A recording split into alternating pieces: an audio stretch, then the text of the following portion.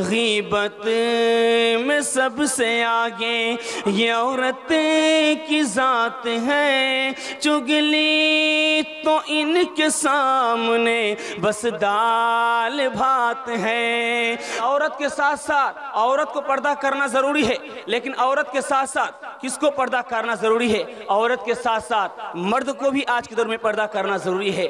مولانا حضرت تھانوی رحمۃ اللہ علیہ کے پاس ایک یہودی آیا، کہا کہ تم اپنے بیوی بچے کو قید خانے میں رکھتے ہو۔ کہا کہ قید خانے میں کہاں رکھتے ہیں؟ عورت پردے کی چیز ہے۔ جب ہماری بیٹی یہ بیوی باہر نکلتی ہے تو برقع کو لگا کر کے نکلتی ہے۔ کہا کہ تم قید خانوں میں رکھتے ہو۔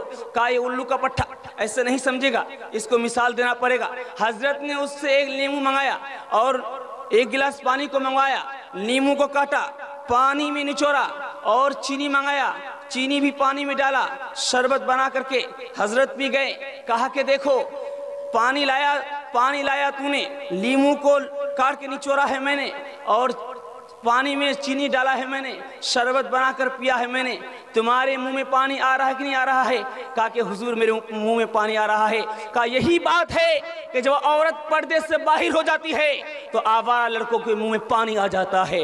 چپل ہے اونچے ہیل کی اور اونٹنی سی چال، ہونٹوں پہ لپسٹک لگا کے کر رہی ہے لال، شوہر کے سامنے تو کوئی زینت نہیں رہی، بی بی فاطمہ سے اب کوئی عورت نہیں رہی۔ غیبت میں سب سے آگے یہ عورت کی ذات ہے، چگلی تو ان کے سامنے بس دال بھات ہے۔ اولاد مانگتی ہے یہ مکار پیر سے، پیروں کو یہ مناتی ہے قرمہ و کھیر سے۔ بدعت تو گھر میں رہ گئی، سنت نہیں رہی، بی بی فاطمہ سے اب کوئی عورت نہیں رہی۔ یہ جلسہ اسلام بیداری کا جلسہ ہے، تعلیمی بیداری کا جلسہ ہے، لیکن میں بچوں کے حوالے سے 5 منٹ کا پیغام دینے کے لیے جا رہا ہوں، 3 منٹ میں پیغام گزر جائے گا۔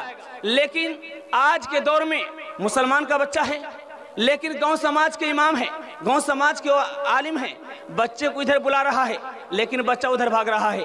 کمزوری نظر اس لیے آ رہا ہے کہ ہم نے بچے میں ہم نے اسے قرآن کی تعلیم نہیں دیا، ہم نے بچے میں اس کو حدیث کی تعلیم نہیں دیا۔ یہاں ایک کہاوت مشہور ہے کہ ابھی ہم لوگ کہتے ہیں یہ بچہ ہے، آگے جوان ہوگا یہ سدھر جائے گا۔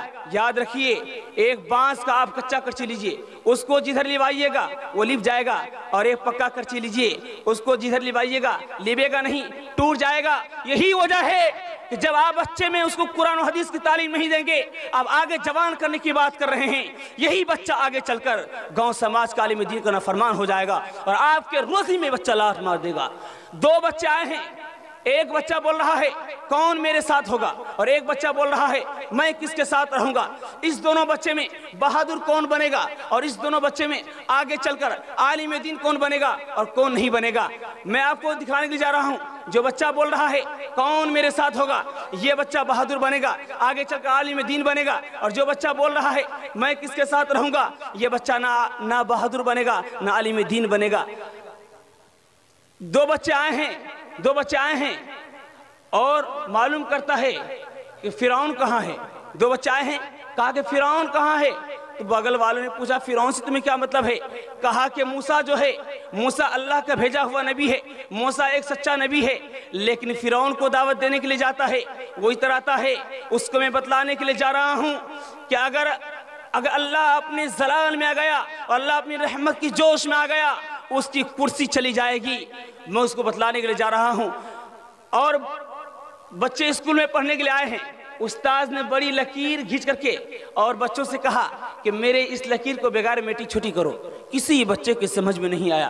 ایک بچہ اٹھا جو بہت سمجھدار تھا، اس نے پینسل لیا اور استاذ سے نیچے بڑی لکیر کو کھینچا، تو استاد نے بچے کو تعلیم دیا، کہا کہ بیٹا آگے کو بڑھنا किसी को मिटा करके मत भरना, बेटा आगे को बढ़ना, किसी को मिटा करके मत बढ़ना। वो कौन नौजवान था, कौन नौजवान था?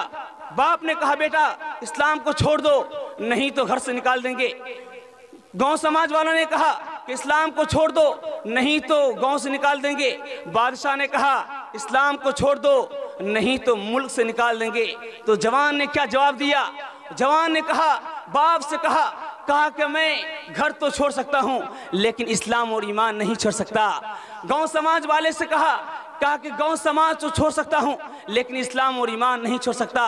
बादशाह से कहा कि मैं मुल्क तो छोड़ सकता हूं लेकिन इस्लाम और ईमान नहीं छोड़ सकता। वो कौन था? वो हज़रत इब्राहीम अलैहिस्सलाम थे। हस्बी रब्बी जल्लल्लाह मा फी क़ल्बी गैरुल्लाह नूर मुहम्मद सल्लल्लाहु ला इलाहा इल्लल्लाह। वो जो बिलाल हबशी है, वो जो बिलाल हबशी है, सरवर जी का प्यारा है। दुनिया के हर आशिक की आंखों का वो तारा है। जुल्म हुए कितने उन पर, सीने पे रखा पत्थर और फिर भी लब पे जारी था ला इलाहा इल्लल्लाह।